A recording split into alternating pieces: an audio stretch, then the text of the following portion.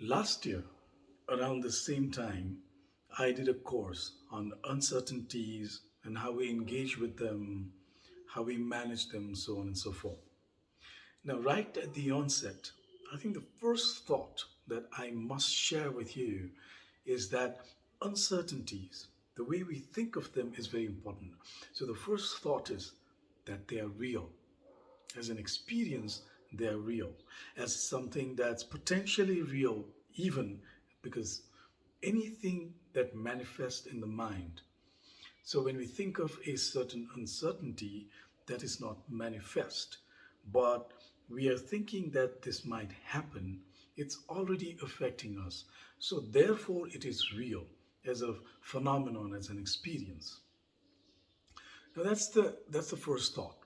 The second thought, and the most important thought, is to see that all the uncertainties of the past have come and they've gone because they have a conditioned existence, so to say. They're not independently arising phenomenon. There are a lot of variables, a lot of conditions that make them arise and make them feel real. But anything that is conditioned, which is the entire world, anything that's interdependently arising, not independent, but interdependently arising, have a way to also go away. So that's the first thought. But when we are stressed, when we have a certain uncertainty on our face and we are struggling, then in that busyness of the mind, we may not be able to go to a certain thought like that, which is a truth. Everything being impermanent and fleeting is a truth because this experience feels real. And then we get busy with that experience. The mind engages a lot. There's too much of thought processing going on and also stress. So we may not be able to right away go to these very lofty ideas. So what's the action potential? The action potential within us, the resources within us, if we are mindful, even gently so. And yeah, so the thought is any uncertainty, because they are a possibility, when we prepare ourselves for them, when they're not manifest, that's the best way to sort of practice. So, any practice that would lead us to a space where, whenever any uncertainty is on our face, comes to us, then we have this certain rehearsal within us that may help. It may help. So that's one way to do it.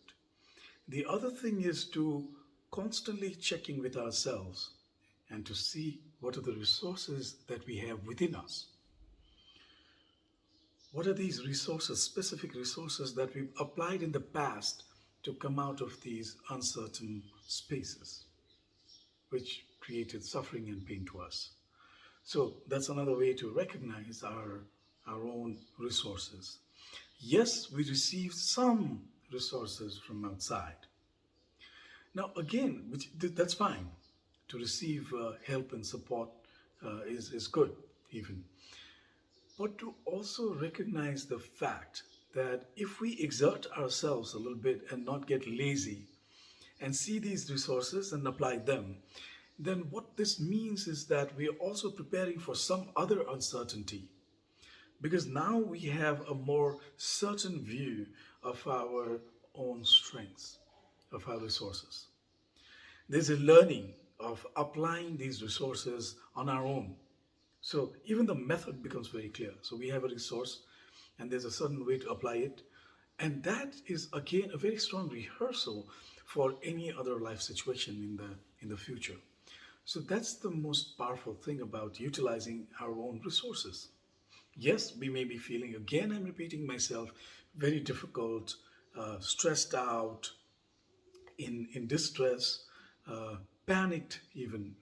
But in that, if you can take a few breathers and then apply our own resources, internal resources.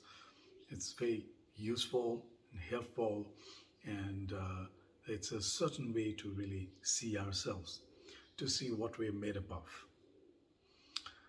And because to again come to see when we're in a good space, when we're in a balanced space after applying all of this, and when the situation is better, to keep reminding ourselves that uncertainties have been there in the past, have been there now, they are there now, and there will be uncertainties in the future. Taking that as truth, and also seeing that they are impermanent and fleeting, because truth is the most powerful resource. Thank you.